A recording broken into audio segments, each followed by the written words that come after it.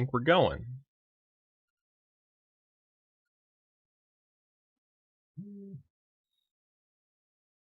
Phone's buzzing. Make that stop.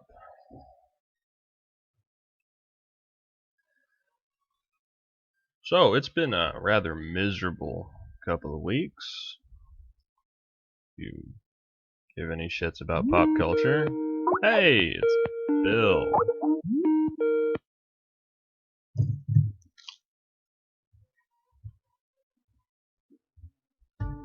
Hey, fella. He doesn't have his ears in. You can tell, because when he points his ears, he doesn't have his ears in. Means I'm talking to myself. He's eating something, though. I was just eating, too.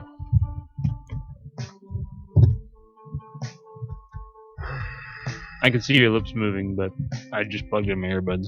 Yeah, I was telling our thousands and upon thousands of viewers that you probably couldn't hear me because you were pointing at your ear holes.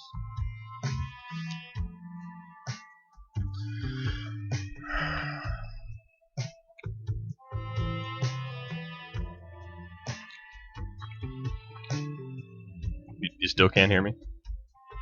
Oh, no, I can hear you now. Oh, okay. Cool beans. So, really heavy on entertainment and really light on games and robots. But I'm not sure that matters. I'm just saying so. I'm in heaven. Cyborg sperm bots. Yeah, dude, cyborg freaking sperm bots. Nice. That's the first time I've seen that. Well, I feel like I've heard about it. It's a fertility thing. That's not the most impressive. I had them both in robots, just waiting for you to decide which one you were more impressed by. Either the new sperm sound bots. waves, Sperm bots. Okay. Without a doubt, sperm bots. Oh, right. We have to do this. I have to.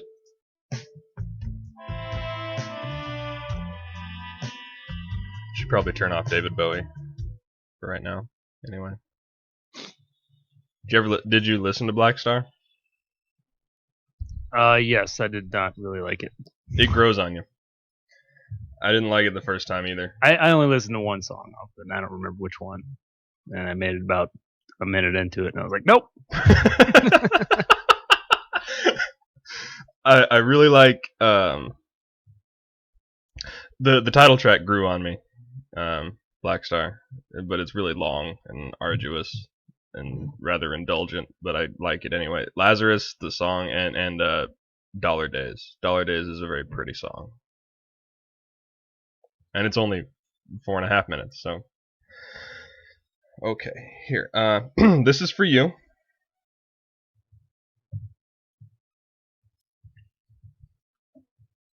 Siri, will you please beatbox for me? Here's one I've been practicing: boots and cats and boots and cats and boots and cats and boots and cats and boots. I could do this all day. Cats and boots and cats and boots and cats and boots and cats and boots and cats and boots and cats and boots and cats. It's kind of funny. Stupid. But I did laugh.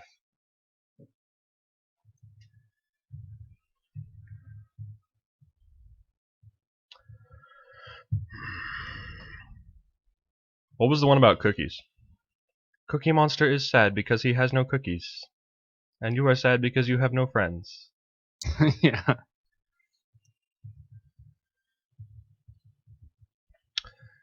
You want to hear the intro before we get rolling? Sure. It ends up only being just over 30 seconds long, even though I crammed a bunch of shit into it.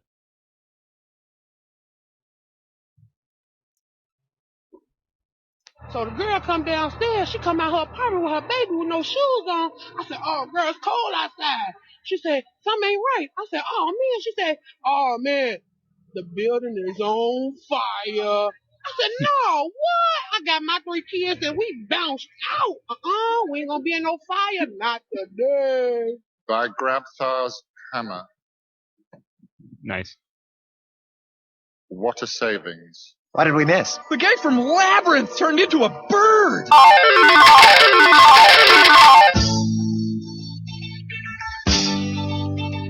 There's a starman waiting.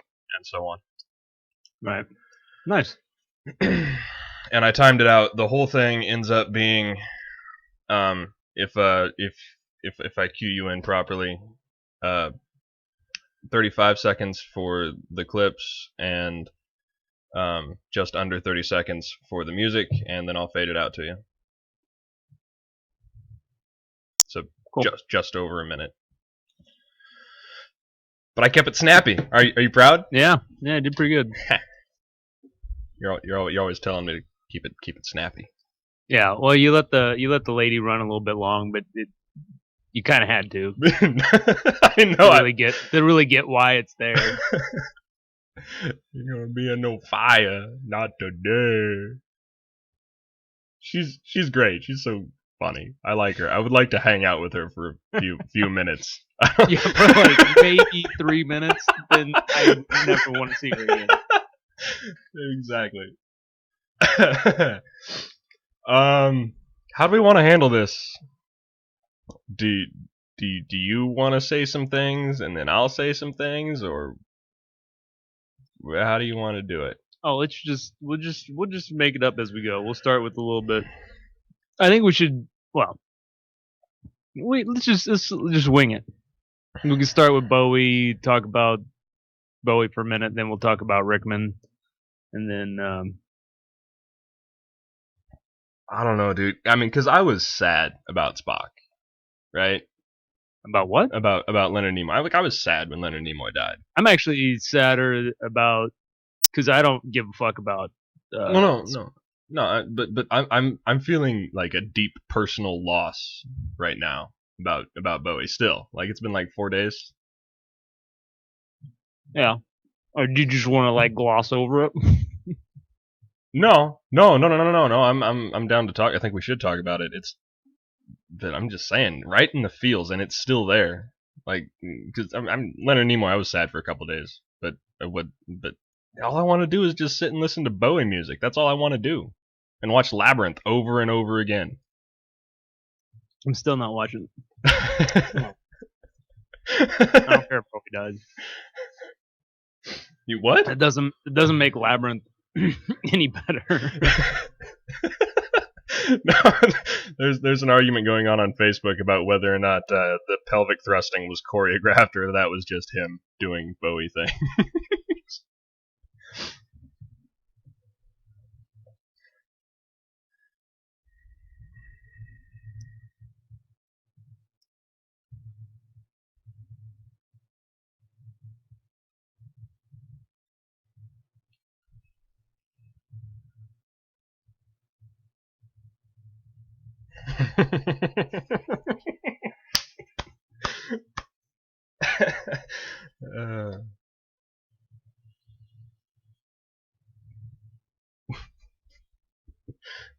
David Bowie's magic spinning balls.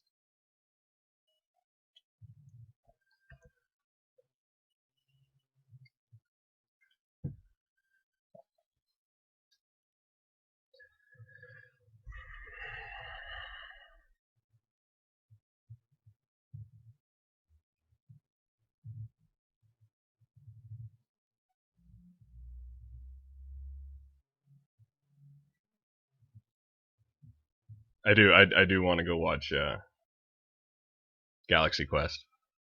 Like real bad, since I did that. I watched that clip.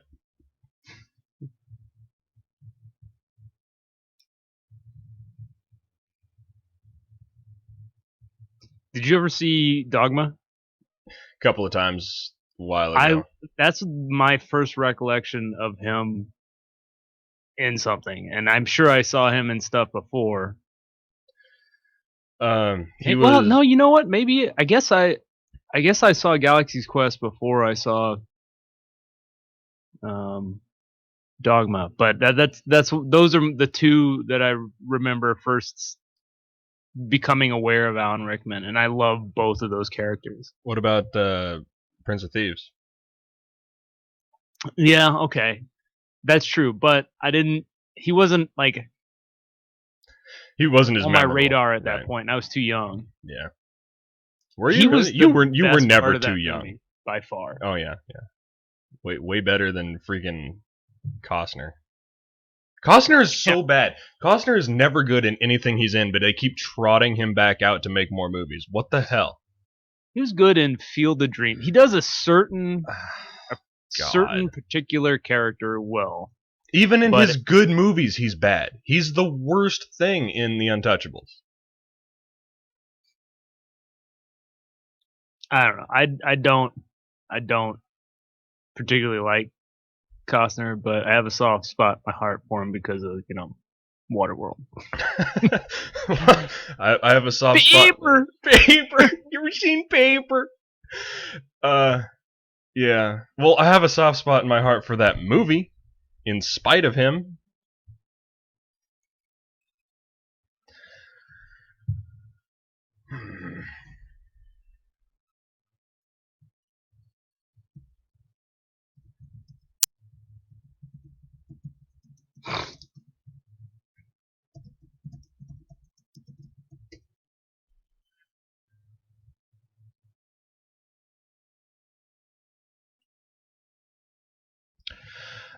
Hey, welcome to the chat, Mr. Grayson Todd, aka Corey the Comic Nerd.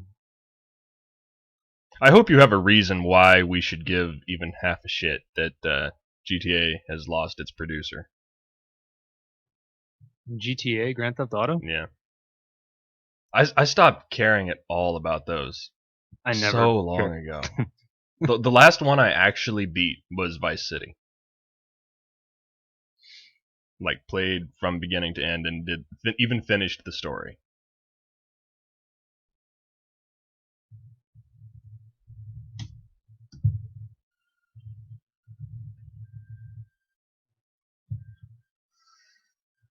Okay, I'm ready.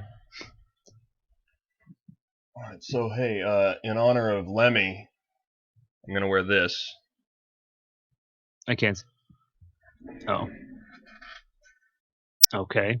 Right? No? Probably not. Lemmy is the guitarist for what now? Motorhead. I don't think I can. Motorhead. I don't think I can Motorhead, wear that that's right. hat on top of my headphones. I think that's a Yeah, terrible idea. Well, and I heard that there's a new drink now that's named after him. What is that? I have no idea. I'm not familiar with that one. Yeah, they just officially named. I'm ready to go whenever. Oh, Jack and Coke is now a Lemmy. Really? Yeah. So if I walked into a bar tonight and ordered a Lemmy, No. no, they'd look at me like, what the hell? Actually, you probably do it better. Get one easier if you just ordered a Cuba Libre minus the lime. Nice. Okay, got that. Hide that. Bring that up there. Stream is running well, and we are. You can actually use Google Docs. It's amazing. What happened? I just don't turn my computer off enough. I just don't turn my computer off at all. Between shows, the only time I turn off my computer is when in pre-show when I get super frustrated because I can't do anything. So at most once a week. You should do it. Yeah, I know. More than that. I know. Thanks, Mom. Okay. Well, guess we better do this. All the slamming shorties in the house say, yeah. Ready? Yep. Oh. Should probably hit record. Ah, that was almost bad. We need to come up with a pre-show list of things to do that you have to go through. You have to visually check off every time. I have never forgotten to hit the record button. Not even once. Then You've come pretty damn I close. have. Well, And this I think we've had to redo an intro a time or two. yeah, that has happened. Well, it's because I always check the recorder to see where we're at, so that when I go back to do the edits and cut out the pre-show, Right. I know. No, I know. So I know. I always check, and it's not recording. I'm like, oh shit, I suck. Okay, ready to go. Ready to go. Ready to go. It is exactly 48 seconds. In 3, 2. So the girl come downstairs. She come out her apartment with her baby with no shoes on. I said, oh, girl, it's cold outside. She said, something ain't right. I said, oh, man. She said, oh, man, the building is on fire. I said, no, what? I got my 3 kids and we bounced out. We ain't gonna be in no fire. Not today. By Grabthar's hammer. What a savings. What did we miss? The guy from Labyrinth turned into a bird!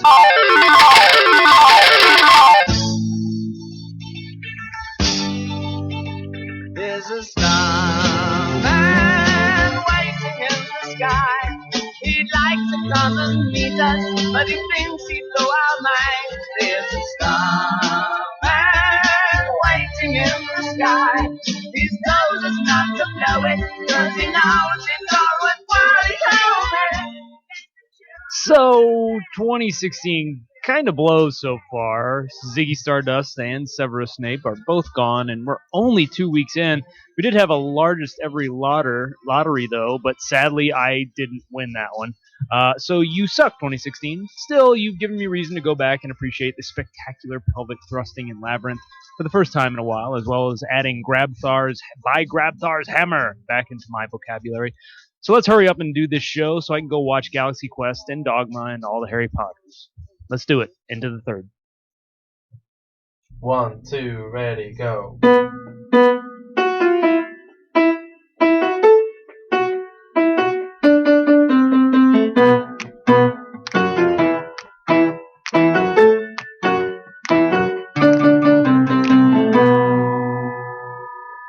I hope you keep a picture of me. It's January 14th, 2016. Welcome back to the In the Third podcast, your source for news, nonsense, and entertainment. And it's a day of mourning again. We didn't get enough earlier this week. We didn't get enough when Lemmy died, and even I found Trapper from MASH. Wayne. Yeah, that's right. The Trapper? Or? Just Trapper. So like the rule of 3 clearly doesn't apply anymore. I'm not sure. Trapper was on for like 2 seasons, and then they got rid of him and brought in the other guy. You're not putting Trapper on the level of David Bowie and Alan Rickman. I'm not sure anybody's on the level of David Bowie. Like, I love Alan Rickman, but Bowie kind of has his own special place. Especially, you know what? Actually, let's get this right out there in the open. David Bowie was one of the first things you and I ever talked about. Yes, he is. It's because Doc Hammer and what's his ass from the Venture Brothers have such a deep crush on David Bowie that they made him a character in their silly animated parody of itself TV show, The Venture Brothers. But we were both also, musical fans. Yeah, well, but that's what started it, and then we spent hours upon hours listening to Bowie music at the Senex station because. That's how we had to spend our time that deep winter. I don't know, man.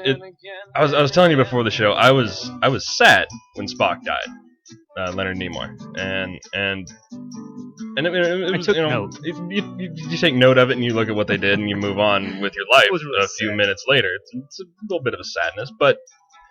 Like right now, and even it's been 4 days, and I feel a sense of deep personal loss from having David Bowie gone, and it's not really because he did cool music, and it's not really because he made a memorable character. It's just like the amalgamation. Yeah, it's all of it together, and the influence he had above and beyond just his own work. And look at all the great songs. Like, I think his best song was Under Pressure. Like, I think that is that's on a Queen song, album, and it was a compilation with him and Queen, dude. And there's a bunch of them like that. He did the one with the dancing in the street. Dancing in the street. Yeah, that was the video for that. If you haven't seen the video for Dancing in the Street, Pause the show and go Yes, stop YouTube the show the and go video watch for that. Dancing in the Street with David Bowie and Mick Jagger. It'll change your life. but there's a whole bunch of different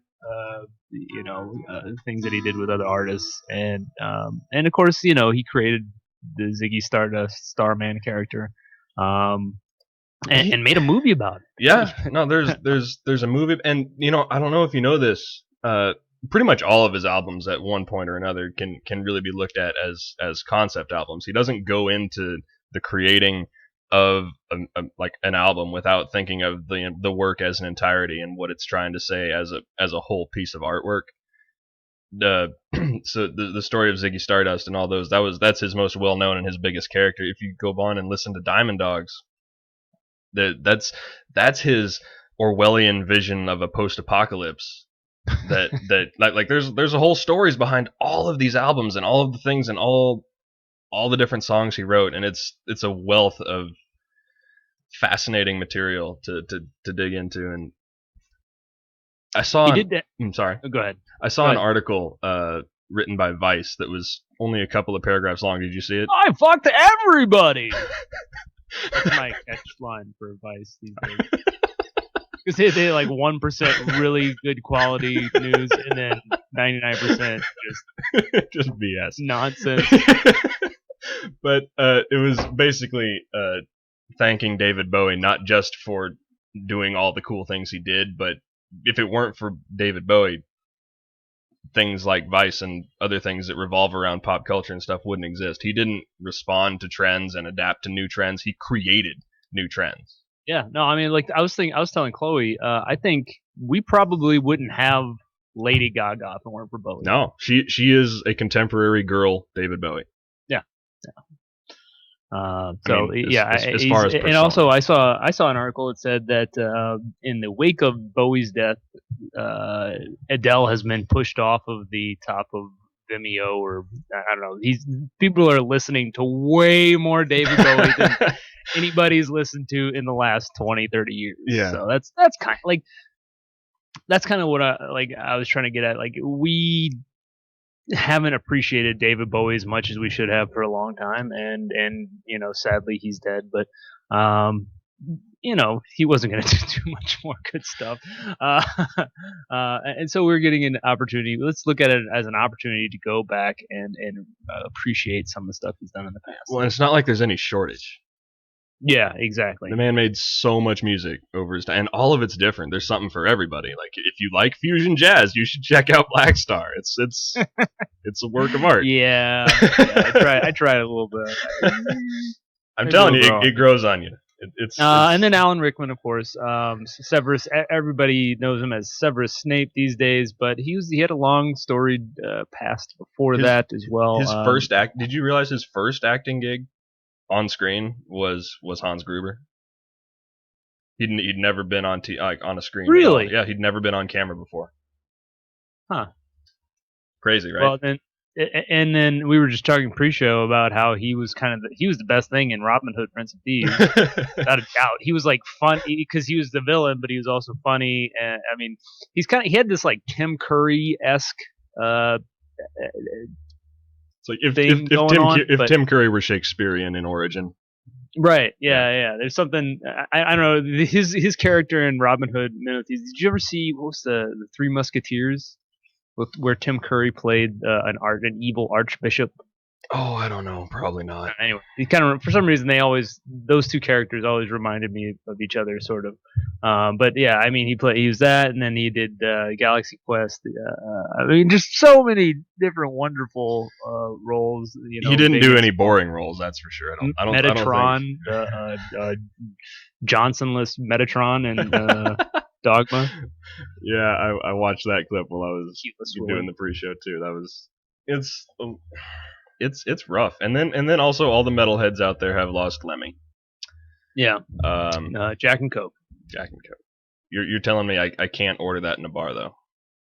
I don't think it's permeated the bartenders throughout the world to the point yet that it's not like an Arnold Palmer yet, where pretty much everybody knows what an Arnold Palmer is.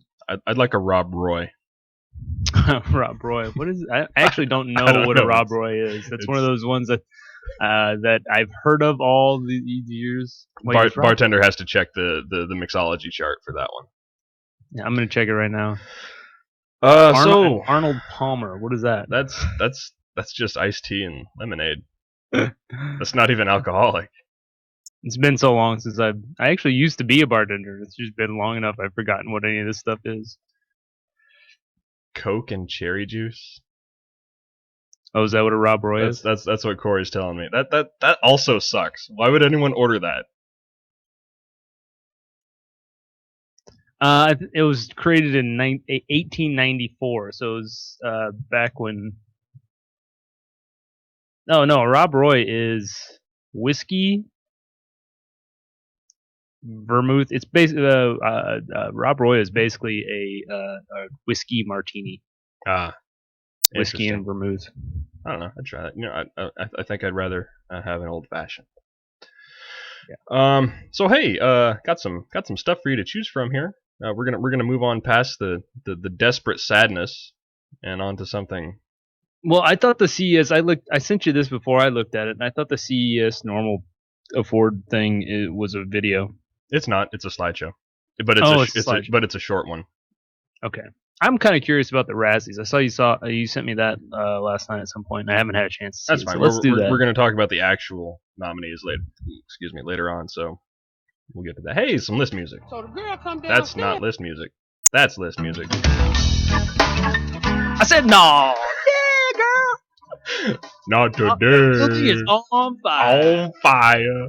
I want to cap that just that bit, dude. When you were listening to that on your end, did it only come through in your left ear? No, I don't think so. The stereo on that clip was just awful. It's funny. Okay. Hey, so it's award season.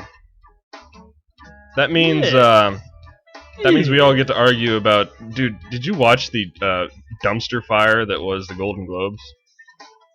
No, but I saw that somehow The Martian won Best Comedy. Yeah, because apparently that's a hilarious movie.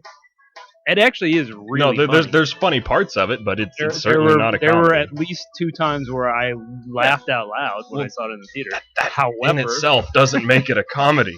Yeah, just because you laughed 3 or 4 times throughout the movie doesn't mean it's a comedy. Yeah. I finally saw The Martian. I don't know.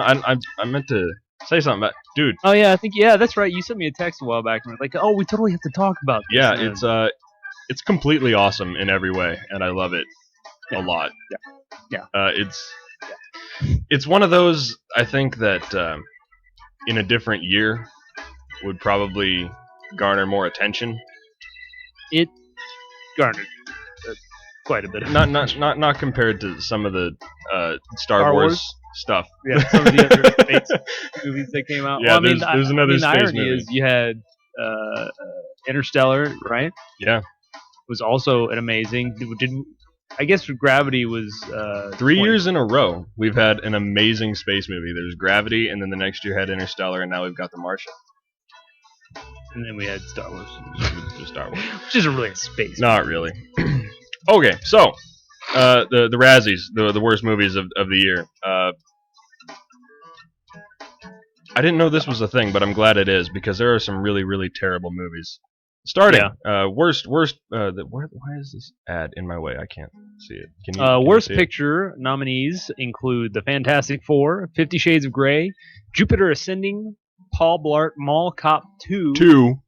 Two. Yeah, I actually saw the first one in the theater. Believe it or not. Oh God, you're part of the problem. I actually really like Kevin James. I'm not sure why, but I don't actually think he's funny. He just amuses me. Can't really explain it. And Pixels. Pixels was the last one on that list. Says, this is from cinemablend.com. No surprises here. Both Fantastic Four and Jupiter Ascending made our most disappointing movie list for 2015. Honestly, though, those two look like Oscar contenders compared to the rest of the list. Get ready to see a lot of Adam Sandler and Kevin James on this list. It's going to be that kind of year. When was the last time Adam Sandler did a movie that wasn't awful? I don't know. Happy Gilmore. Has there been anything since Happy Gilmore? Or there was that one drama. He did a couple like serious movies that weren't too bad apparently. Yeah. I don't think I ever saw any of them, but He's the actually one about 9/11 and then That's right. Punch Drunk Love. He's got serious acting chops if he used them, but instead he just does stupid shit all the time. So speaking of Adam Sandler, nominees for worst actor, I'm a little disappointed to see Johnny Depp. I know. Here, I haven't seen Mordecai, so I can't, say whether or not this is. He looks like he's acting poorly in that movie.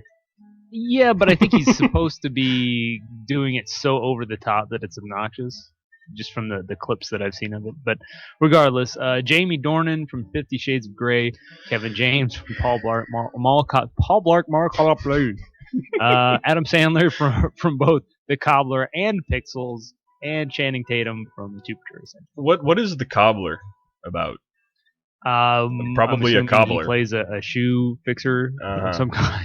Thanks for that. But seriously, when did that happen? And I don't know. I think it immediately went to Netflix or something. And I do this thing on Netflix where when I see either Adam Sandler or Nick Cage in a movie, I immediately I don't care what the movie is. I just automatically give it a 1 star so that it doesn't show up anymore. Like I'll every now and then when I see a couple of different Nick Cage movies pop up on my Netflix feed or whatever, I'll go through and make sure they all get 1 stars. Just because I don't even want to be reminded that that's a thing. Corey says he puts on people's shoes and then turns into them. Oh, that sounds terrible. Oh no. We should never. That shouldn't be a thing. Channing, I thought that was Thor was in Jupiter Ascending. Nope, that's Mr. Magic Mike himself.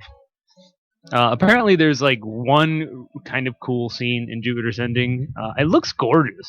It does. I still want to see it. I'm not going to go into it expecting to actually appreciate it for its cinematographic qualities or something, but I think the cinematography is probably going to be good. You know, the Wachowskis are nothing if not beautiful filmmakers. They make pretty things. Make things pretty. Worst actress, Katherine Heigl from Home Sweet Hell, Dakota Johnson, 50 Shades of Grey, Mila Kunis, Jupiter Ascending. Boy, they do not like Jupiter Ascending over at Cinema. J-Lo, The Boy Next Door, and Gwyneth Paltrow from Mordecai. They also don't like Mordecai. You know, I think the biggest issue with this is that apparently Katherine Heigl is still acting and not, I don't know, anything else. But I think that we're just really, really disappointed in what Jupiter Ascending was because we had such high hopes for it. Yeah. And it ended up just being piss poor. Are you looking at this photo of Channing Tatum with elf ears? No, but that's amazing. Where is it? When you click to go to the next page of this, you'll see an elf ear Channing Tatum.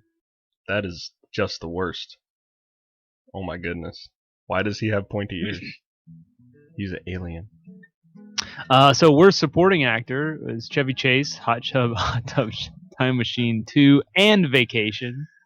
Good job getting on this list.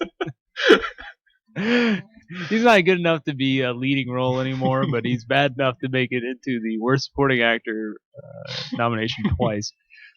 Josh Gad in Pixels and Wedding Ringer, Kevin James in Pixels, Jason Lee in Alvin and Chipmunks, Road Chip, and Eddie Redmayne in Jupiter Ascending. Who's Eddie Redmayne again? Remind me who Eddie Redmayne is. Man, I can picture his face. Get on it, Corey. What's that? I told Corey to get on it.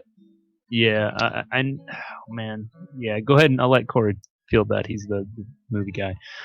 Worst supporting actress is Kaylee Cuoco Sweeting from Alvin and Chipmunks and The Wedding Ringer, Rooney Mara in Pan, Michelle Monaghan in Pixels, Julianne Moore in Seventh Son, and Amanda Seyfried in Love, The Coopers, and Pan. It's too bad. I liked Amanda Seyfried.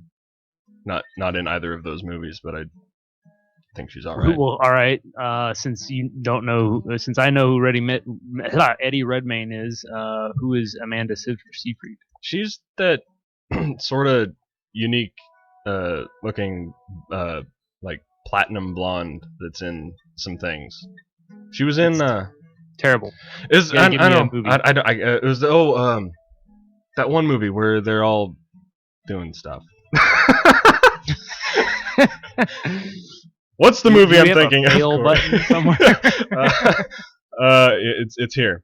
You are not prepared. Well, neither one of us. in this case. Worst director. And there's this list goes on. I don't think we need to go through all of these, but I like the last two categories.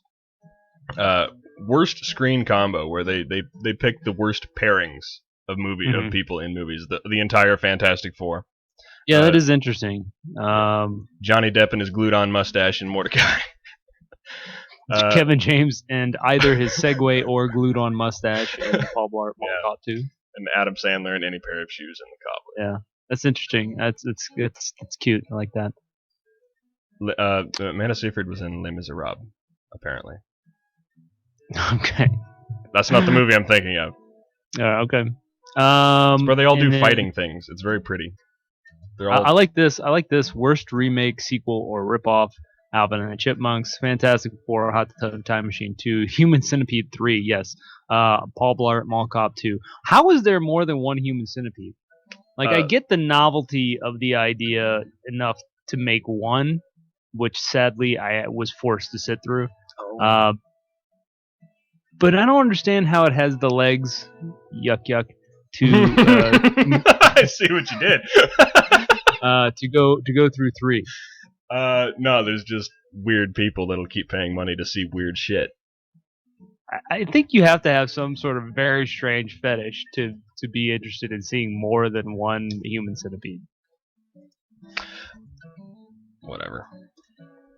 A fetish that I don't want to see the movies that you watch at home alone at night. So your butt to my face. Yes. I like the Redeemer Award as well. M. Night Shyamalan on this list. Did you see The Visit? No, there's no redemption for M. Night Shyamalan. Let him stay in the ninth circle of hell where he belongs. What about Will Smith? I actually already closed out, so you're gonna have to tell me what he's. No, Will Smith is in concussion after winning the Razzie for After Earth, and Sylvester Stallone. That wasn't his fault. No, I don't think he helped much either, though.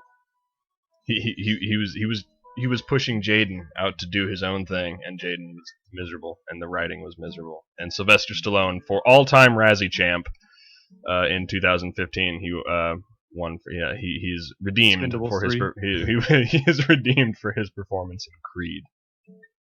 Oh yeah, I heard Creed was really good. I'm excited about seeing Creed. Well, hey, that was fun. Yeah, we're gonna that was one of our better lists. It was not 6 hours long. Yes. And you know what we're gonna do later on is don't do if we have 20 plus on a list, we can't talk about each one. I'm just talking, bro. I'm sorry. Hey, you want to do some news? Yeah, let's do some news. Why so serious? Dun, dun, dun. So far, 2016 has been a little bit depressing. Keeps killing our beloved artists. It has also been terrible for the market, although there's been a slight uptick in oil prices today, which have buoyed the market a little bit. So far, the year has been all downhill, with Wednesday producing the biggest single-day slump since September, dragged down by the market turmoil in China, as well as constantly, except for today, apparently slumping oil prices. Just FYI, probably not a great time to be buying stocks, at least until this all settles out. 10 U.S. sailors are back aboard U.S. boats today after a navigational error caused the boats to drift into Iranian waters earlier this week. The incident caused a little tension between the two countries, which are still working to trying to figure out how to work out the deal to allow Iran to develop nuclear energy. The fact that they returned so quickly, though, has been hailed. It was only like 24 hours that they were in Iranian custody. It's been hailed as a good sign and possibly points to a better future with closer ties between the two countries, which have pretty much hated each other since the Iranian hostage crisis in 1979.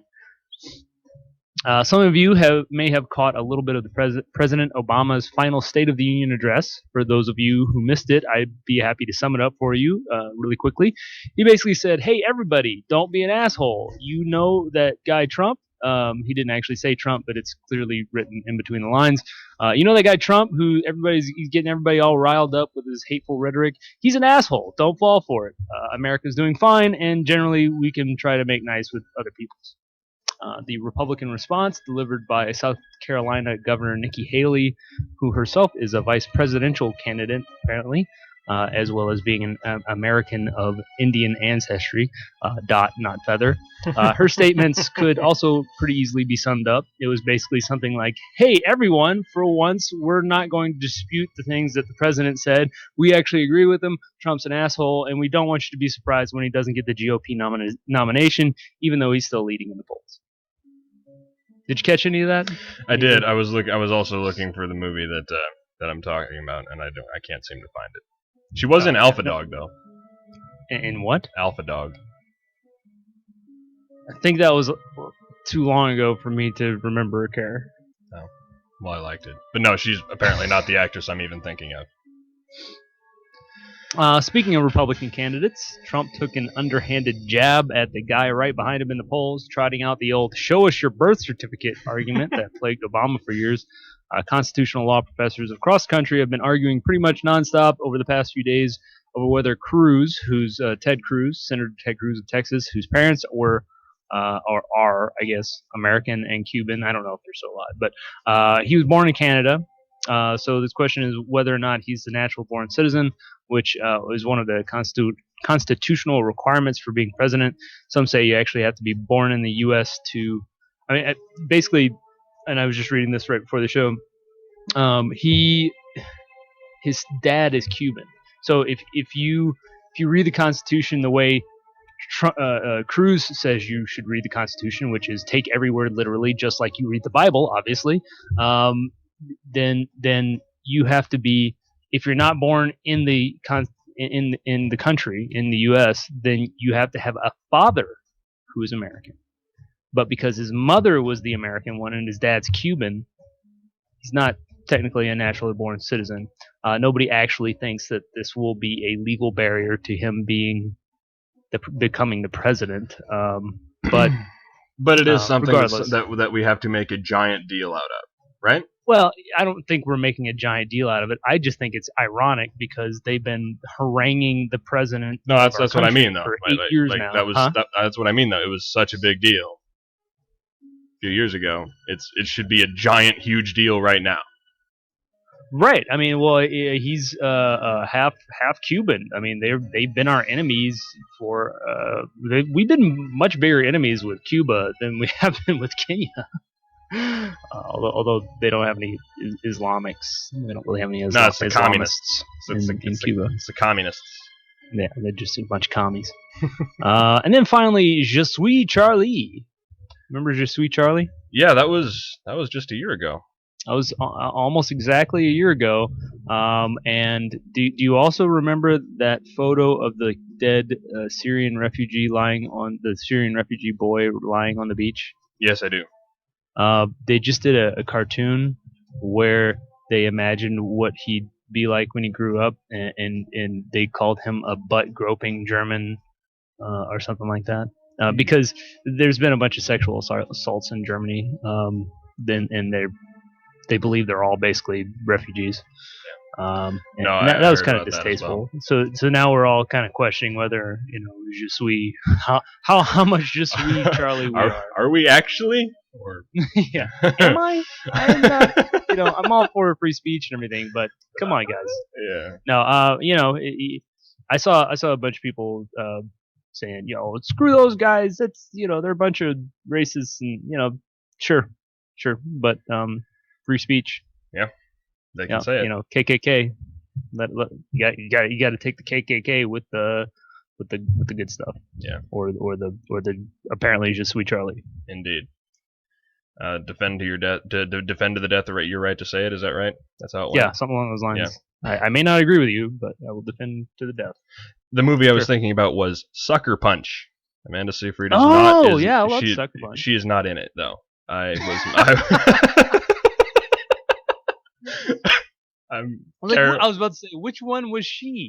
the blonde one, but no, she's not in it at all. I'm She was just not the blonde one. the blonde one named Blondie. No. Well, and there was, Sucker Punch was amazing, but not for the acting. Or anything like No, not for. It was just fun to watch. That's all it was. Oh man, now I want to go.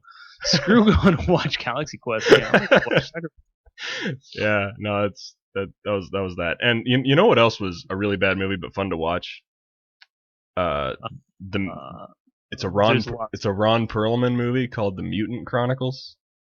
Oh, I've never seen that. It's That sounds terrible, great. but I love it. It's awful, but it's fantastic. Ron Perlman. There was a period about 2 years ago where Ron Perlman was just in everything. Yeah, and that's As the much way it as I should like be. Ron Perlman, I'm glad that period of time is over. No, I'm not. I can never have enough Ron Perlman. Oh, sure you can. And in between all of his movies, he's dressing up as Hellboy and visiting children's hospitals. So more power to him. That's the thing though. There's no kids that know who Hellboy is. You didn't read that story? It was a few years ago after Hellboy 2 came out, and there was this little boy dying of cancer or something, and he really wanted to meet Hellboy. So That Ron one Perlman. story? No, I missed that Ron one story. Perlman put on the whole costume and marched around the hospital for a little while with this sick kid. It was heartwarming. But that's enough heartwarming stuff right now. We got to talk about something ridiculous.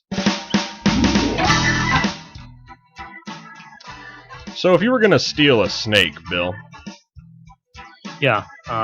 would you shove it down your pants? I think I'd try to come up with something a little bit more clever than this. This comes to us from the Seattle Times. Thief stuffed snake in his pants at an Oregon pet store. I don't know, dude. It was a how long was it? 2 foot long python. 2 foot python. This gives a different meaning to the phrase. I've got a python in my pants. Oh, Bill's got jokes. Sergeant Greg Stewart of the Portland Police Department said no arrests have been made on Friday's theft, but apparently they know who did it. They know where he lives. They know where he works. They've got a pretty clear video of who the guy is. We know all of. He's a regular at the store. Because one of the owners was like, "Yeah, we know who this guy is. We know who his girlfriend is, and we've got him on video." We're just waiting to get our snake back. So he shoves this. He has his girlfriend on the lookout. Shoves a giant snake down his pants and shuffles out of the store with the strange walk. The black pastel ball pythons usually sells for about $200, but the owner of the store claims it's really they have it for a cheap price. They really usually go for about $400. So what's his plan? Is he going to resell this thing? I mean, obviously, if they recognize him, this is not his first time in this pet store looking at snakes. So you got to assume he's just. I mean, there's some. I've got a friend who is really into lizards and snakes. I've known a number of people into that over the years. I don't personally get it. Where I'm from, we mostly kill snakes. Well, then down where you come from, they will kill you with their poison. No, actually, we don't actually just kill them. You learn how to differentiate between the mean ones. And the funny thing about venomous snakes is that they actually look mean. Yeah, they have a flat, mean-looking face versus non-poisonous ones, which have a kind of a rounder, more friendly-looking face. Yeah, my dad was always killing pythons aren't cottonmouths. Poisonous, but I still wouldn't stick one down my pants for crying out loud. They still bite. Yeah, just because he's not poisonous doesn't mean he wouldn't, mistake certain parts for perhaps a rodent. Right. And actually, my favorite thing about this article is the sheriff or police officer's statement. He says, if you look at theft of stuff from pet stores, a lot of times it's someone wandering in drunk and doing something stupid. Apparently, that's pretty common. But he says, but this one's a little bit different. Although putting down a snake down your pants is not super bright, there's a lot of different ways that could go wrong. Very good. There's a lot of ways that could go wrong. Well, it cannot be said that Portland PD does not have a sense of humor. So, I suspect to be a police officer in Portland, you have you better have a sense of humor. All the stupid douchebags you have to deal with. I don't know. Portland's not that much worse than any other major city. They're No, just a I'm little not saying more it's eccentric. worse. I'm saying it's full of doofus hipster moron douchebags. You know what? Hipsters are going away. Have you noticed that?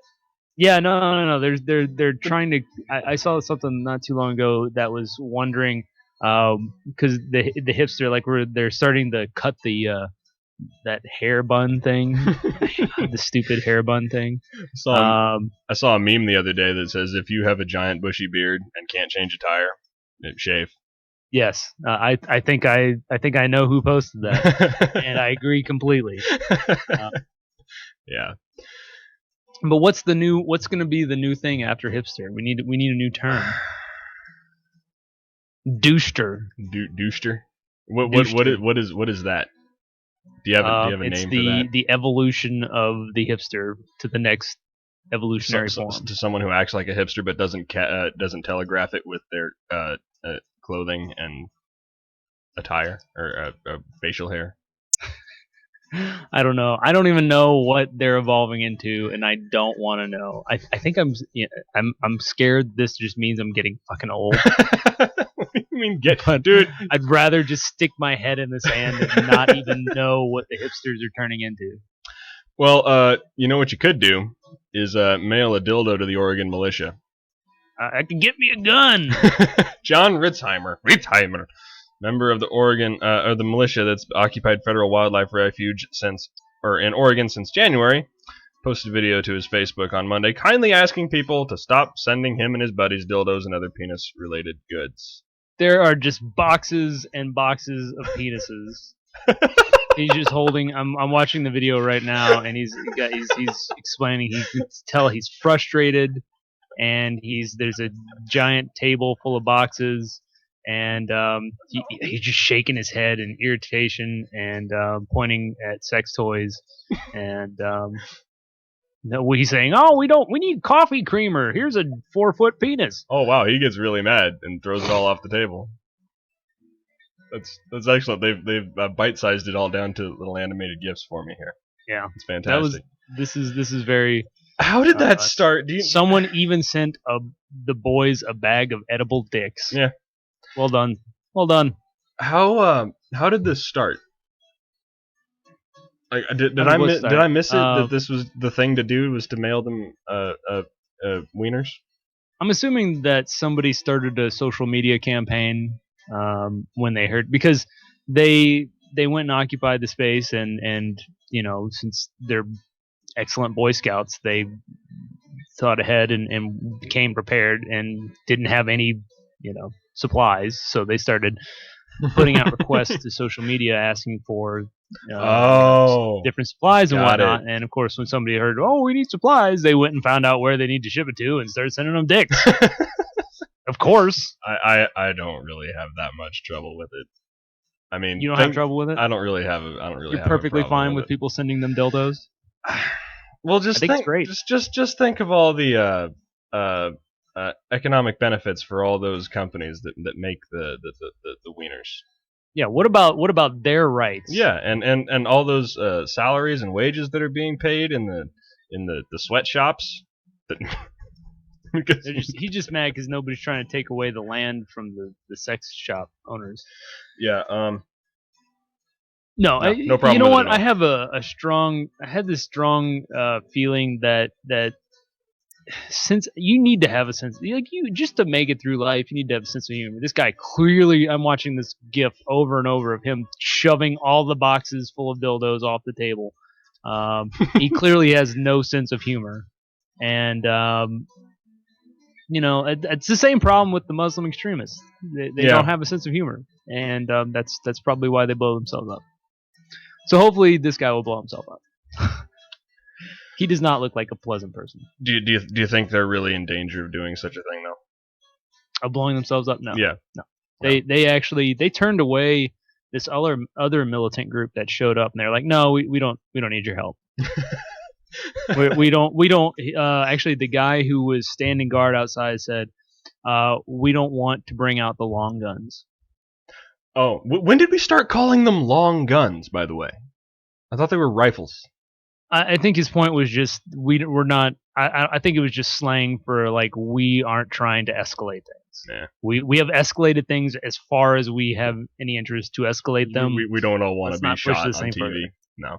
Yeah, which was that's probably smart. wise. Good for them. I'm He's, glad he they. actually, I've seen some interviews with that guy, and I forget his name, but he actually seems like he'd probably be fun to have a beer with. So they're not all completely terrible. More but- so than the not going to be in no fire, not today, lady.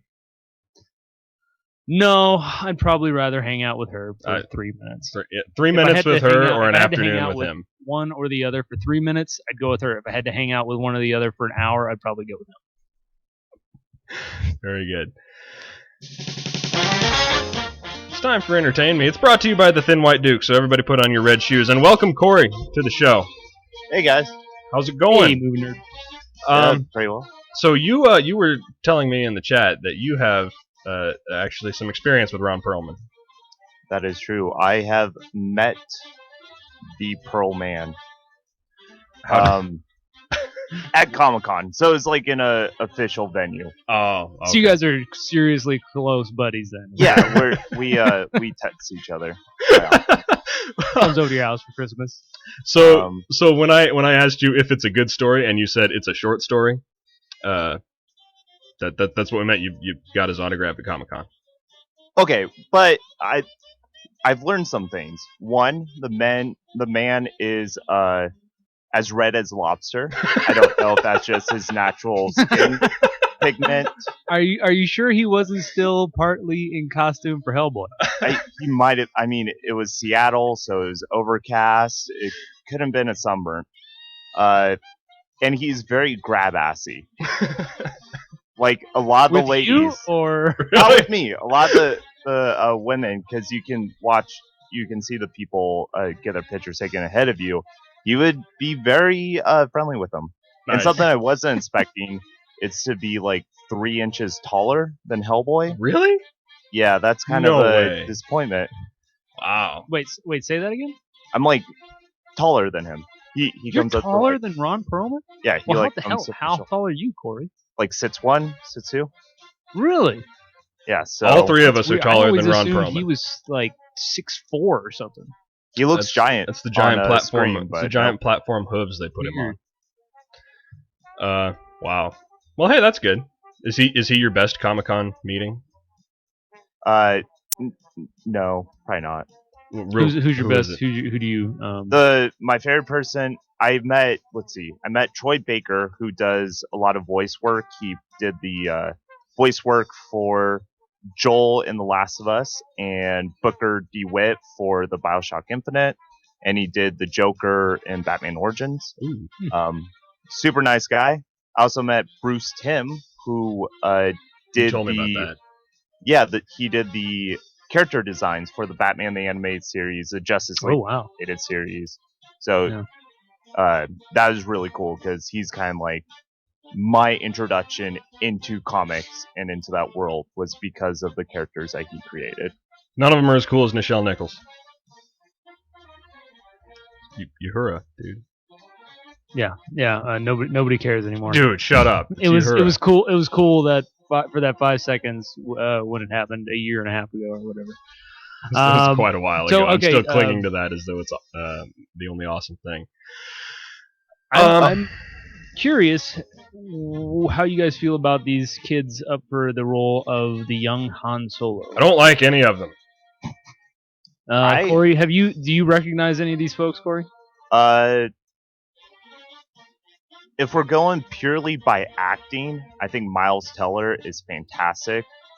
Whiplash was one of my favorite films of 2014. I don't know what that is. I don't know this Whiplash, kid is. but and I'm a little embarrassed to admit this, but the place I know two of them from is from the Divergent series, and Miles Teller is the only good thing about those movies. He is awesome, and I'm as embarrassed as I am to have seen the first Divergent movie. I've actually seen the second one too, but he is really, really funny.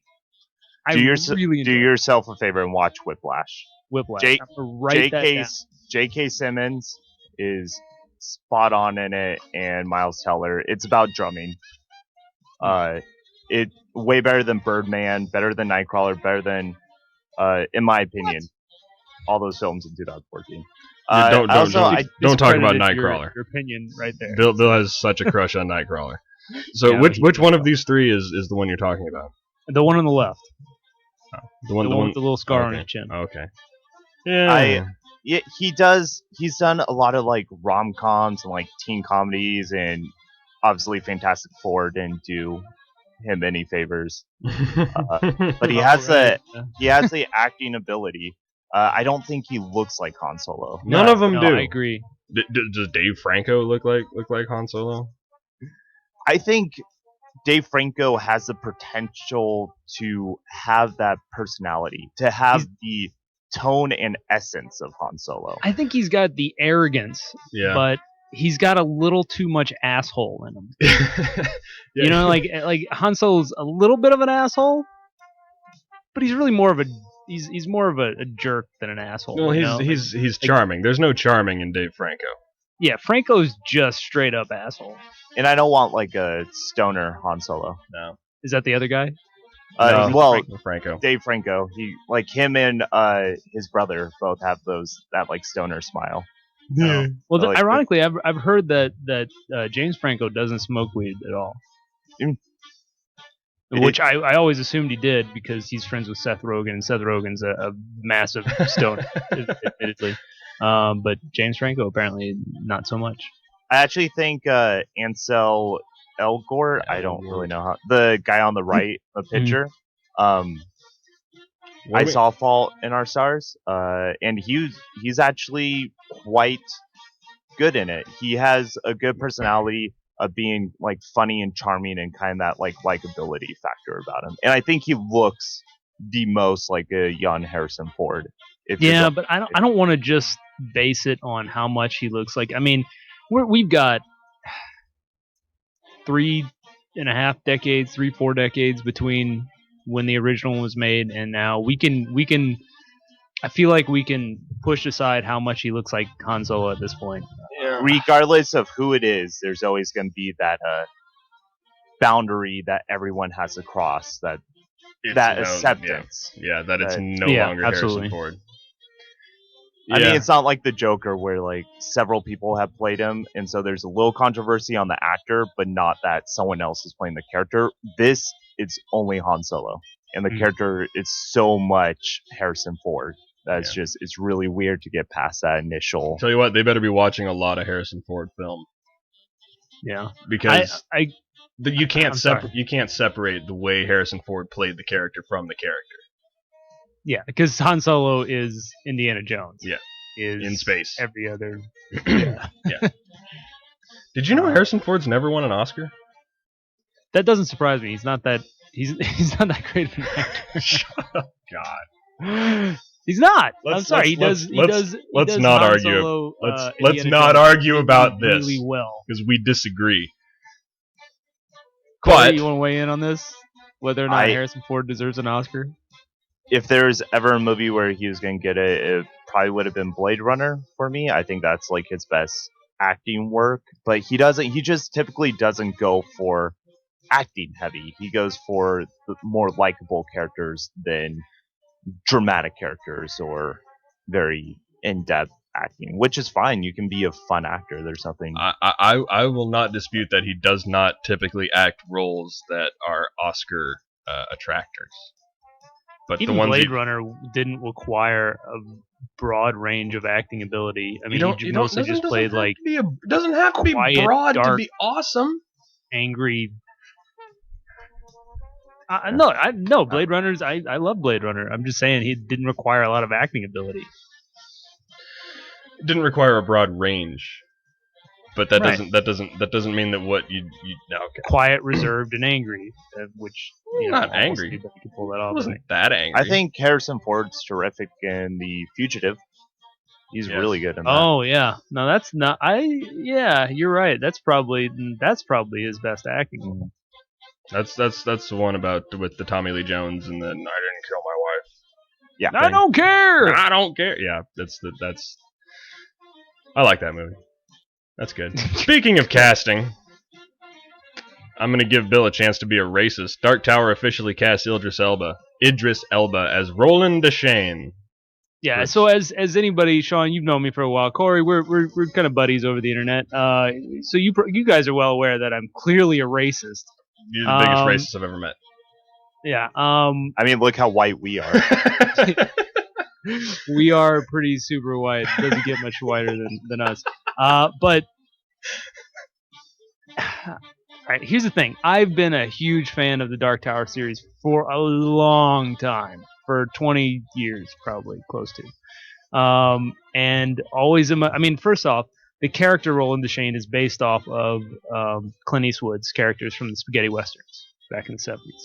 And so he's always been depicted as a white guy, and he's always been a white guy in my head. And the thing is, I can actually see Idris Elba kind of pulling off the personality of Roland Deschain, but like I actually have less of a problem. Like I don't have a problem with him being 007. I think he would make an amazing 007. But this one, I wanted to see Timothy Olyphant. I will posit the theory real quick here that you're not upset that it was Idris Elba. It's that you're upset it's not that Timothy Olyphant. No, a little bit of me is, I think, like that's why I'm willing to admit there might be a little bit of racism involved in this. I think I've always seen him as a white guy, and in my head, and I don't know. I'm sorry. I feel a little bad about it. Well, but I mean, you can't, you should never apologize for what you're. I mean, it's not like Stephen King was out there saying now this is how the character has to be. But when you imagine the character, he's in your head. If a book tells me it doesn't tell me otherwise about how a character appears, they look exactly like me. I'm the hero of that book. Okay, because I disagree with that completely. But no, I'm joking. Revisited the world of Gilead, the Wastelands, the drawing. I mean, I've consumed them all so many times that I haven't consumed them as many times. I couldn't give you a line for line the way I can with Star Wars as I'm going through the movie or anything. But I don't know. I've just lived in that world in my head a lot, and this kind of weirds me out. I'm sure he'll do a great job with it. I do have to admit, I really enjoyed Stephen King's response when he was questioned about how he felt about the casting of Idris Elba. His response was, well, how fast can he draw? Which, of course, is one of the main requirements for a gunslinger, right? Yeah. No, that was clever. No, it's the way your imagination turns a book into a vision in your head is not really. It's not. You can't go around apologizing for it. Well, and I don't think I would have been really happy with anybody they cast, to be honest. I know. Like I don't think there's anybody who can live up to Roland Deschain in my head. So it's probably not just me being racist. What do you think, Corey? Is it just going to be an acceptable gunslinger? What's that? I was asking Corey if he thought. Oh, Corey. I'm not familiar with the Dark Tower. Oh. Nerd card revoked. Wow. I'm sorry. I read books with pictures. They have a lot of Dark Tower series comic books these days. Yeah, I'm just not the biggest Stephen King fan. His books are a little too dense. But Idris Elba is one of my favorite actors to just watch. Yeah. Like whatever he's in, I'm instantly drawn to whatever character he's playing. So, he made Heimdall way more compelling than he ought to be. He always has like a level of class. He's like Ralph Fiennes or like one of these actors where it's like regardless of the movie, regardless of the tone of the film, I like that actor in it. Yeah. Yeah, he just doesn't have like a gunslinger swagger. Like I don't know, Timothy Olyphant. I've been into the Justified series lately, and he's just got like just the way he walks, man. He just looks like a gunslinger, and obviously he's been working on it for 4 years or 5 years or whatever, so he's got it down. But I just wanted somebody with a little bit of gunslinger swagger, and I suspect Idris Elba will pull it off. It's fine, but what if they had done Jamie Foxx? Jamie Foxx, from Django. Yeah. I actually dislike Jamie Foxx. just on a personal level, I don't like you. Yeah, he just rubs me the wrong way. Although he has done some amazing. He's been Ray was amazing, and he's done some other amazing things. But I'm not a big Jamie Foxx fan, so I would. What year does the Dark Tower take place? Is it in the Old West? No, it's in a far-flung future. Oh, okay. In a world that has, the quote is, the world has moved on. So it's a dystopian future that harkens back to this. It's kind of like medieval medieval Western post-apocalyptic future. All right, excellent. That sounds combination awesome. Of things. Where if it was like actually taking place in the West, then I would suspect there would be ramifications for the actual color of the main character's skin. Right, that's one of the things that kind of bugs me about it is that Roland plays the last son. He's actually a descendant of King Arthur. Who is white? Who's pretty white? Clearly white. So it kind of doesn't work. I mean, he's supposed to be a member of royalty, and obviously, there can be black members of royalty, but I just have,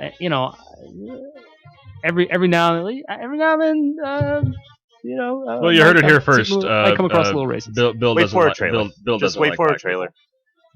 See how you feel then. Do you want to talk about actual Oscar nominations? I mean, I suppose we probably should. Because those. I mean, we could just go back and revisit the Razzies, but yes, this is actually real. I'm gonna skip all the pre stuff. The best supporting best picture. These are the nominees for best picture. The Big Short had Brad Pitt. Did you see that? No, I'm excited to though. This is one I definitely have on my list to see. It just came out within the last 2 weeks or so, I think. Bridge of Spies, also Brooklyn, Mad Max Fury Road, The Martian, The Revenant, Room, and Spotlight. And I can fairly well guarantee that Mad Max won't get it, neither will The Martian. What do you Probably think? Probably not. We're probably gonna be either The Revenant or Bridge of Spies, right? I'm really disappointed that Hateful Eight isn't in on this list. Best Picture. That's going to be next year, though. Didn't it entirely miss the? It missed. Nope, it had a limited release on Christmas, specifically in order to make the cut. Well, it didn't. I think Quentin Tarantino said something to piss off cops or something like that, and so they probably punished him by keeping him out of the running. I mean, it does get nominated for a couple other categories, but it's like that's, in my opinion, that is one of Tarantino's best pictures. Really? I haven't seen it yet. I'm really excited about that. It's so good. Better than Inglourious Basterds? It has. I felt the same way about it as I did with Inglourious Basterds. Oh, it's so good. The first time I watched Inglourious Basterds, I felt it was very anticlimactic. But when you rewatch it with the context of everything that happens in the story, it gets better and better. And so I can only imagine rewatching this film, knowing how it plays out, just like adding to the tension of the scene. Inglourious Basterds was the last time I saw a movie in the theater twice. It was a while ago, but. What about Best Actor? Got Bryan Cranston for Trumbo. Did you see Trumbo? I know I'm supposed to know what that is, but I don't remember. I have no idea. But I know Bryan Cranston is. Bryan Cranston's awesome. Matt Damon for The Martian, DiCaprio for The Revenant, Michael Fassbender for Steve Jobs, and Eddie Redmayne in The Danish Girl. There you go. There's your Redmayne again. Yeah. I should probably look up a picture of him. He played Stephen Hawking. Do you not? Oh. Right. Yeah, that's right. So he's a number of things he's done. He's the defending Oscar champion for Best Actor. Got you. Right now. Okay. What do you think? Does Damon have a shot for The Martian? there's a lot of buzz for Michael Fassbender. So Is that because that movie made no money and no one cared about it at all?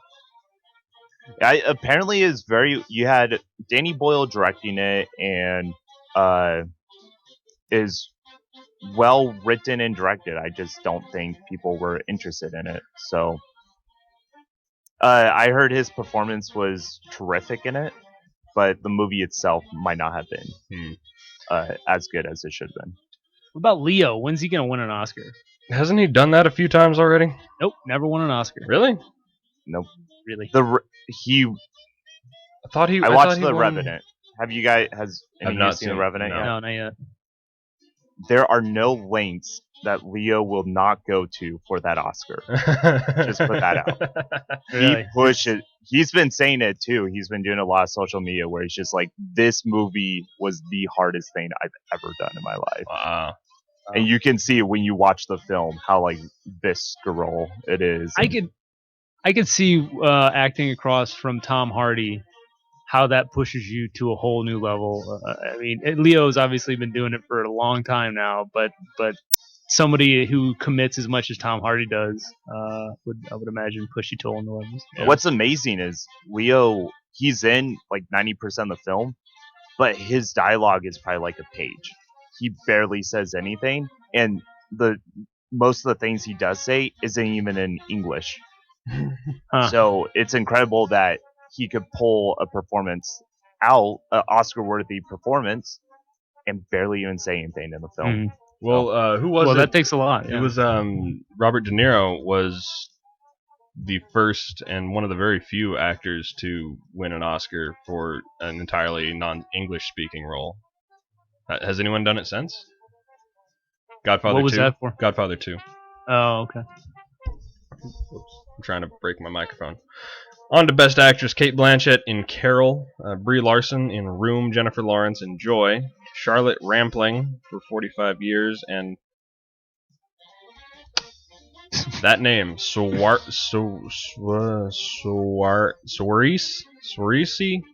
Miss Ronan. Miss Ronan in Brooklyn. I haven't seen any of these movies. You know, I always feel like the Best Actress category gets kind of like, I don't want to say gypped, but every year the films seem completely polar opposite from where the actor films are. It's just like, it's true. It's because they don't get the same kinds of roles. And it's not even the roles. It's the nominations that go with them. Because if you're a leading actress in an Oscar contending movie, in an Oscar contending role, there's a very specific sort of pedigree for that. I think we all could agree that Charlize Theron should have gotten a nomination. Is she gonna end up in Best Supporting? Nope, Best? I don't think so. Oh wow, that sucks. Nope. That's stupid. Why? that voids this list. Sylvester Stallone gets a Best Supporting Actor for Creed, and Charlize Theron won't get it for Mad Max. Well, I think it's pretty well established that the Oscars are a lot about Hollywood politics as much as the actual films and roles and actors and actresses and things like that. That there's a lot more going into the decision other than just the talent and the performances that we see. All right. Well, we got to move this one along. Although I would like to go through this entire list and tell the Academy how stupid they are. Finally, Hateful Eight, Pulp Fiction, and the producer of the Hateful Eight and Pulp Fiction, who is what's her name, Stacey Sher, is moving on to Activision Blizzard. Right? Mm-hmm. That's because Blizzard is serious about making them movies and TV shows. Confirmed today that producer Stacey Sher will be co-president of the newly formed Activision Blizzard Studios, publisher founded late last year to create motion pictures and television properties based on their video games. What's this mean? Does that mean our dialogue in our movies is not going to be stupid, or was that exclusively a Tarantino issue in all of those movies? Well, I don't know. It's never a bad thing to add someone associated with talent to any project. Yeah. But I know a new studio who hasn't produced anything and a Call of Duty cinematic universe. It's hard to be optimistic or very interested in that. You know what? I think more than anything, I mean, they're gonna have to put up their successes and they're gonna have to have flops as well. But I think more than anything, it says that Blizzard's not screwing around. Like they're in it to win it. They're meaning business with this new venture. So at least it doesn't feel like a cash in. No, and they don't ever do anything half-assed. So it'll be fun to see where it goes. I hope it doesn't suck, but inevitably some of it will. No one ever churns out a perfect score making movies. So one way or the other, it'll be something cool. I think you want to skip top 5. Yeah, how about we just let me look and see what we got in terms of the leading. Who's leading? I'm curious, but we do need to move it along. We go ahead and get started, and I'll just let you know what's leading the pack. All right. Well, Corey's going to talk to me for just a second about a video game. One second, when I can find this button. There we go. Star Wars is still leading like you. Star Wars still leading the list, 42.4 million, 93 and 90%, followed by The Revenant at 39 million, Daddy's Home, The Forest, and Sisters. Cool beans. There you go. We should go back to this when something dethrones Star Wars. Revenant came close. It was 10 million off. It's pretty good. That is the wrong button. So basically, Corey, he's trying to cue you up for the Grand Theft Auto story. That's what I'm trying to do. Apparently, you're the only one who cares about, because I know I certainly don't, and apparently Sean doesn't either. Well, I care about GTA nostalgically, but not really anymore. I played it for a whole of about 3 minutes one time, and never cared that much. GTA was one of the very first games on my PS2 that I just sunk hours and hours into. And Vice City, like, not even playing the story. That's like not doing missions, not doing anything, just sandbots. You have a sandbots, here's a bunch of cheat codes, have fun. Right. And they've retained that same mentality through every game. It's just, here's a giant open world, do what you want. So like the fifth one, I don't really like their writing. I feel like their sense of humor is very juvenile in a sense, where it's like it's supposed to be commentary on people and it's supposed to be like kind of ironic and satire, but it doesn't. It gets a little annoying because they just kind of like throw it in your face a little too much. But it still maintains that sandbox open world freedom. And so I think the significance that GTA 5 won probably the best selling games recently and ever. The studio head is leaving, and he also had a big part to play in Red Dead Redemption and LA Noire, which are two of my favorite games. I think that's even more significant, is that besides the GTA that's just going to churn out another GTA game that may or may not be, because there's speculation that it may just be all online, that it's going to take a Star Wars Battlefront sort of approach to it, and a lot of people are pissy about that. But more than anything, it's the other stuff that Rockstar does that maybe would be impacted by losing this producer, because Red Dead was fantastic. It was a game of the year. It was a lot of fun. And it's been how long since that came out? It's like, and people are still talking about it. No, it's been years. But I don't know if this is going to halt any production on any further projects or anything. I just hope that if Red Dead 2 finally comes out, or if LA Noire 2 finally comes out, that it still has the same spirit and quality of the original games. Last question. Where do you think he goes, or where would he be most useful? Who needs him most? Let's see. I would love to see him working on like a Deadpool game, like with that, like that sense of juvenile, like satire works in like a Deadpool universe. Yeah. And if you can make kind of like an open world, Marvel like kind of farce, I think it'd be a really fun to play. That would be so hard to do, though. A good Deadpool game. Just open world sort of Spider-Man-ish. The last Deadpool game that came out wasn't terrible, but yeah, do it like these old Spider-Man games for the PS2, but with Deadpool. I think that'd be but you can't like swing around on a web with Deadpool. He can teleport. He has a car. That's right. He can't teleport. He can teleport if he's hanging out with one of his buddies. You always hang out with that buddy. Who was that buddy? Was that the one? I don't remember. Kitty Pryde. That's right. All right, Bill, are you going to stick around with us while we try and get through robots, or do you have to get out of I've here? got 3 minutes. 3 minutes!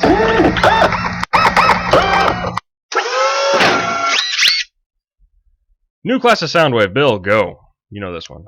Scientists apparently have discovered a new class of sound waves that will let us get stuck with this ad open and keeping me from... Let's see. Scientists have discovered a new kind of sound wave that will allow us to inhale vaccines. That kicks That'd ass. be great, because nobody likes needles. Right? I see Corey's got a very... he's got a look of consternation. For the first time in half a century. WTF look? WTF. A new class of sound wave has been discovered. I thought it was just sound was sound, right? But apparently not. Acoustics experts from RMIT University in Melbourne, that's in Australia, are responsible for creating the sound wave and is set to revolutionize the use of stem cells in medical treatments. So apparently you can take your flu vaccine via an inhaler. Team created a device to utilize surface reflected bulk waves in medical devices. It's called Hydra. Don't worry, not like Marvel's Hydra. Actually, it says that in the article. Does it really? It passes electricity through a chip, converting it into sound waves that can break the liquid into an inhalable spray. I'm not sure what that means, but it sure sounds cool. It's basically like... all right, this is a quote from the inventor. It's basically yelling at the liquid so it vibrates, breaking it down into vapor, explained Dr. Amgad Rezik of the Micro Nano Research Laboratory at RMIT. Rezik goes on to say that the research his team is doing is a game changer for stem cell treatments in the lungs. We have used the new sound waves to slash the time required for inhaling vaccines through a nebulizer device from 30 minutes down to as little as 30 seconds. Nice. In this way, a wide range of drugs can be delivered into the body without the need for pills or injections. There's a possibility of also treating people with cystic fibrosis, asthma. The device can be deliver precise drug doses, can also be used to provide diabetes patients with insulin, give instance vaccines without an injection. That would have been awesome at 9 months. You'd only had that not that long ago, right? Quite. No, that would have been very cool, and it would have let me sleep a little bit more. Fascinating.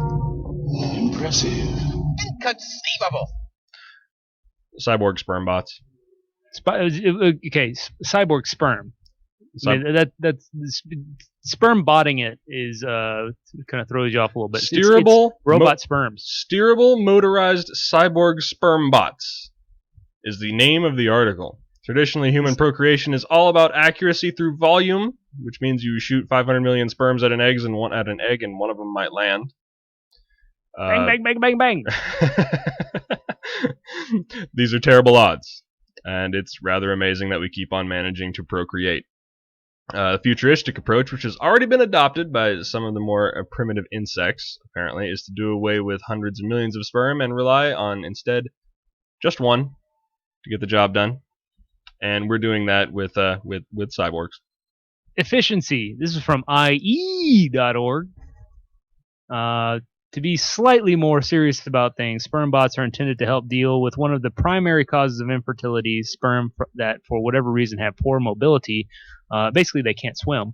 I mean, one of the requirements for being a sperm is to be able to swim well, and sometimes they come out a little wonky. And But otherwise they'll be perfectly healthy. Techniques like artificial insemination or in vitro fertilization can help, but they tend to be expensive and not very reliable since there's a chance that for failure at many points during the multiple step process. The fundamental problem that needs to be solved is this: how do you get one single healthy sperm to fertilize an egg? Well, there's a video that describes it, complete with pictograms and no swimming signs, which is fantastic. Do check it out. I don't think I have poor swimmers. Do you have poor swimmers? I have no idea. I'm not aware of any children that I fathered. Well, if I would like a opposite effect where it just like steers all your sperm away from the egg. And it's like, no. It gives them motors, but they're all like deformed and stuff, so they can't swim in a straight line. This is ridiculous though to watch this video. It's not the sperm. There's this little metal coated polymer screw. Yeah, that fits, it's a little screw that spins, and it carries the sperm and then detaches from the sperm and lets it burrow into the egg. Yeah. Do it's like you propeller, sort of. Do you want strap metal in your testicles? Well, it's I imagine that It sounds awesome. It's like a superpower. bionic Pew, pew, pew. bionic testicles that to power your sperm bots. I can't impregnate anything. I don't even have to be in the same room. That would be good. Intercontinental ballistic sperm. ICBS. Yeah. That's fantastic. So yeah, this sounds great. Although I do have to admit I like Corey's idea where you just maybe just put like those like blinders they put on animals to keep them from freaking out, just like a little hood on sperm so they don't know where they're going. Yeah, well, why don't you just build a wall with your sperms instead? Is that the Trump approach? That would be the Trump prophylactic, I believe. Just build a wall and make the sperms pay for it. Oh, I thought that was just listening to some Trump while you're trying to have sex. Darth Trump is the ultimate birth control. Well, hey, this has been great fun. Glad to be doing this again on a weekly regular. You're moving tomorrow, aren't you, Corey? That is true. You excited? You pumped up? It's a 20-hour drive, so not really. It's a long You way. got a lot of stuff up on your walls and whatnot to be moving. I'm just gonna lose that. Just leaving all that shit. You need to find some cool backdrop before we get you back on the show. 'Cause I just use my wall. That's not nearly exciting enough for you. Christmas tree up. All the ornaments are off. Just leaving the tree standing in the corner. While Corey's moving, I'll be taking my Christmas tree to the dump. Well, hey everybody, if you're still listening, why? You should be listening to Bowie or watching an Alan Rickman movie. But if you made it this far, do let us know why. Something we talked about during the show. Go to iTunes, give us a 5-star rating, whatever device you use. Rate us, and let other people know that we're not the worst thing. Leave a review. We don't care. We're not the worst thing in the world to listen to. You don't have to write anything. Just rate us. Just say just 5 stars and type good. Yeah, that's all we need. Thanks so much to Libsyn for the bandwidth, Great Pacific for our theme music, and all members of the network for their contributions. That was me and Bill and Corey today. Thanks so much for everyone for tuning in. Email us at northwestnerdnetwork@gmail.com. Find us on Facebook. The building is on fire. Not gonna be in no fire, not today. Love you. I don't want to be on fire. No. Well, in that case, drive safely to California, and we'll see you when you get there. Sorry. Later, guys. Love you. Love is held together using duct tape and rubber bands. As far as I can see, almost everybody bleeds you, and I'm no exception. All I dare to say is just something in the way. Could change your heart, I just press glue and string, cut it down to all its size, mold it like origami, needle and thread, stitching the patches again. Glue and string, cut it down to all its size, mold it like origami, needle and thread, stitching the patches again and again and again and again and again and again and again and again.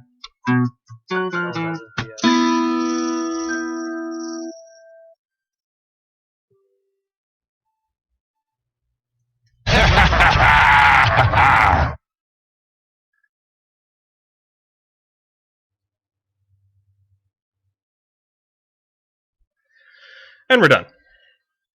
Those sperms looked terrifying. It just looked. We get there's It just. If they didn't make this screwing motion as they flew through the vagina into the to find the egg and then drill, because that's what they do. It reminds me of that worm in the Matrix that they had to suck out of Neo. Oh right. Didn't they put it? It's sort of swimmy like a worm, but with like grippy hands. Yeah. They dropped it in his ear and then it. That's right. That was scary. I was scared of that when I was a kid. Matrix intense. It's weird because I always forget like the first 30 minutes of that film, and then when you rewatch it, it's like, what is this? The Senate edition? Did they add this in? Alternate intro. And then I forget that there's 2 more movies after that ruin the whole thing. Oh, I wish we could all forget. Would you play your movie game with the Matrix trilogy? Destroy, remake, and watch, or whatever. Definitely watch the first one. The second one, there's a lot of decent. There's a couple of really decent parts in it, and some like alright ideas, but it's just so convoluted that's really difficult to follow and just kind of folds in on itself. And the third one just dives as deep as it can. the third Matrix movie is so far up its own asshole that there's no saving it. I would remake the second one to make it the end, and then forget the third one existed. I mean, there's some really good subtext if you go deep into it and you think about it, that the actual Matrix is another layer that was created even for the robots. And so there's actually like a third layer beyond that, but I don't know. If you have to overcomplicate the plot for yourself to justify the movie, then it's not good. The movie should do that. The movie should present itself to you. And also Neobutt.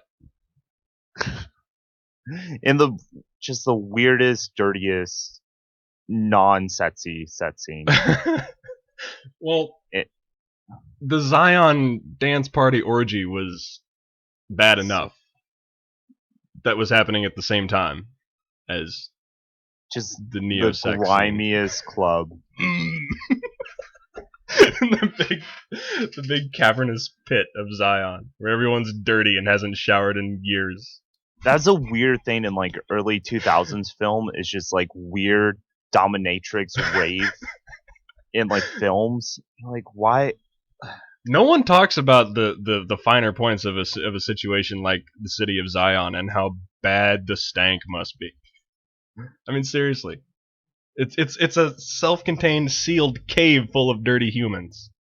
Hey, they seemed perfectly happy. Thousands of dirty humans. They seemed perfectly happy. Grinding on each other and sweating.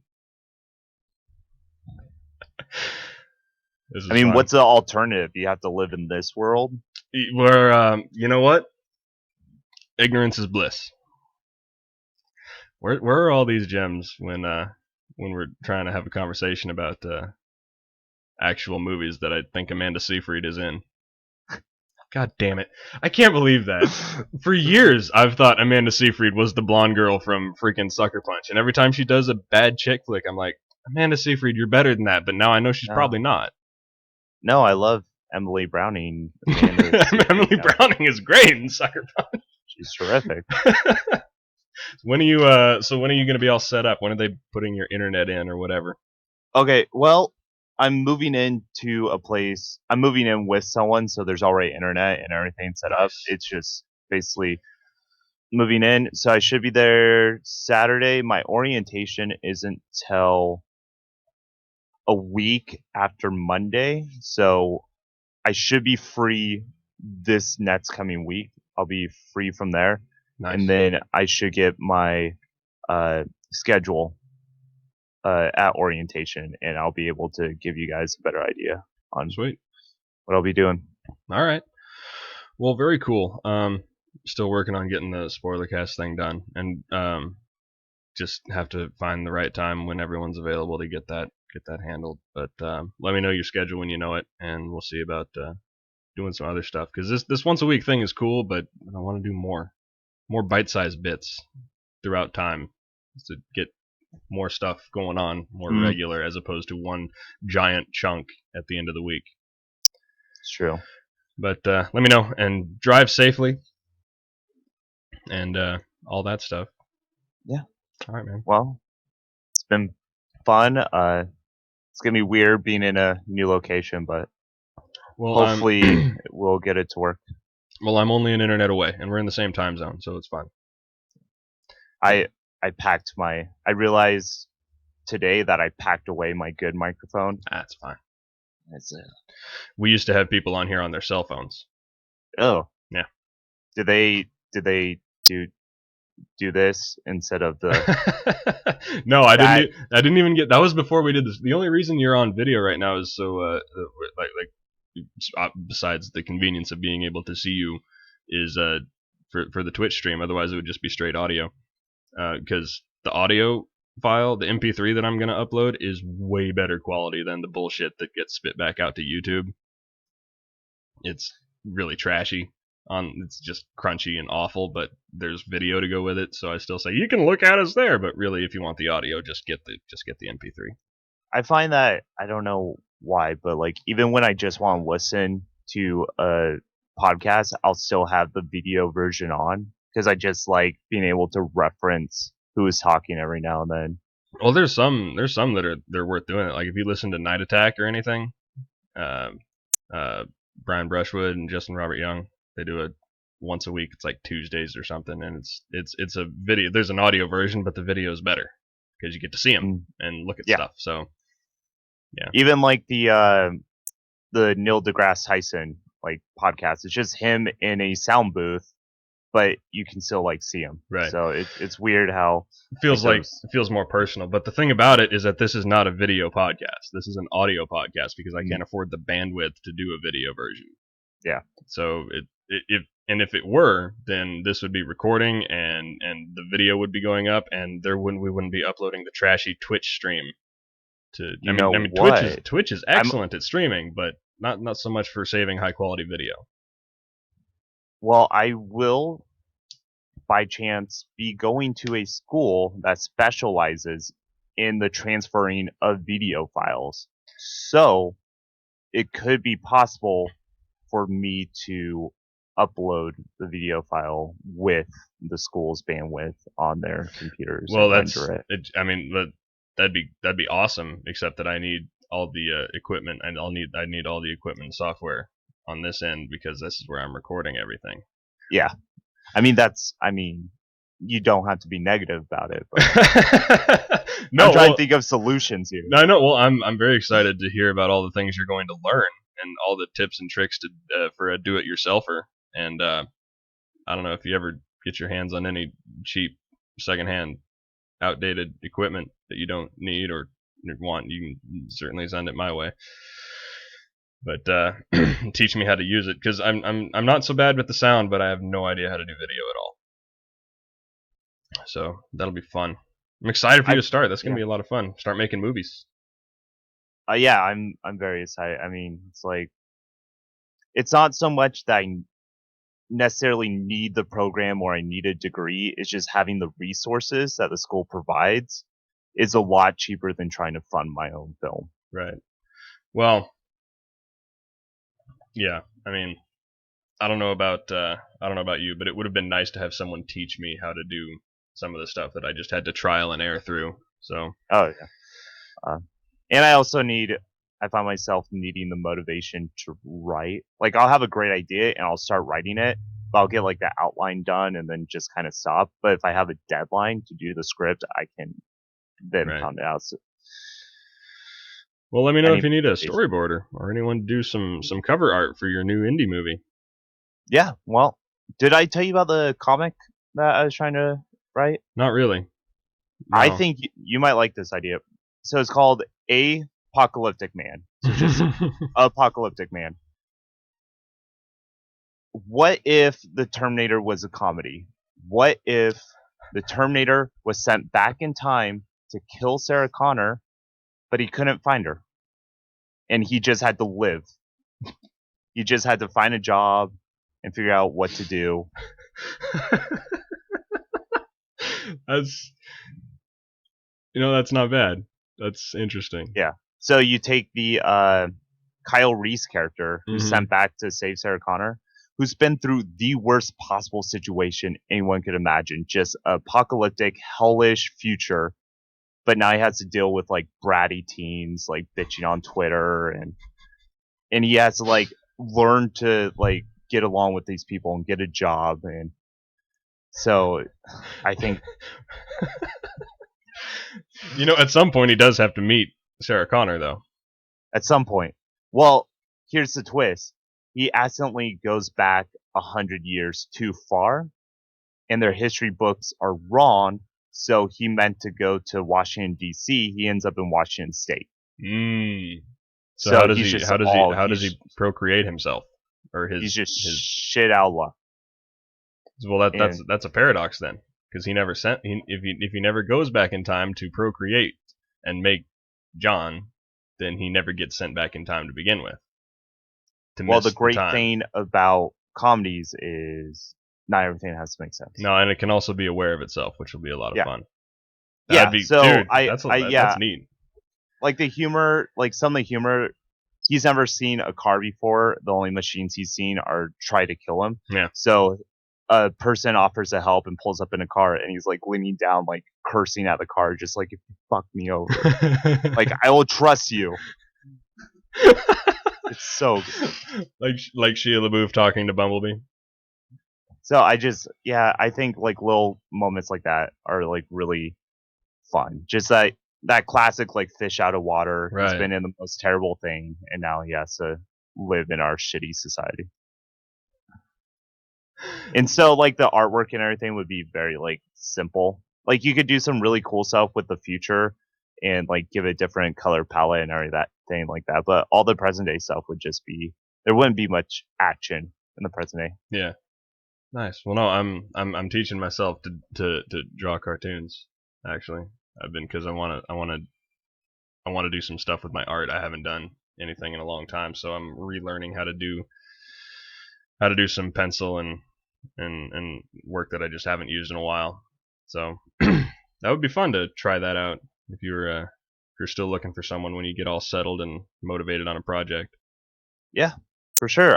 You are definitely a person I'll talk to.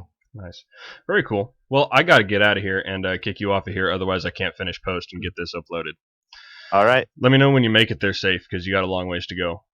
I will. And I'll tell you as soon as I find out my schedule. Nice. I mean, because I told my wife that you were about to drive down to California. She's like, "Oh my God, that's a long way. Make sure he's there, okay?" Well, at least someone's concerned. I'm very concerned. You're gonna need help living down there in the big old city. I don't know. I have to learn how to like shave myself. It's gonna be Go get a tan. I don't tan. No, but you are very, very white. You're one of the best white people I've ever seen. Thank you. All right, man. Take it easy. Love you. All right. See you, man.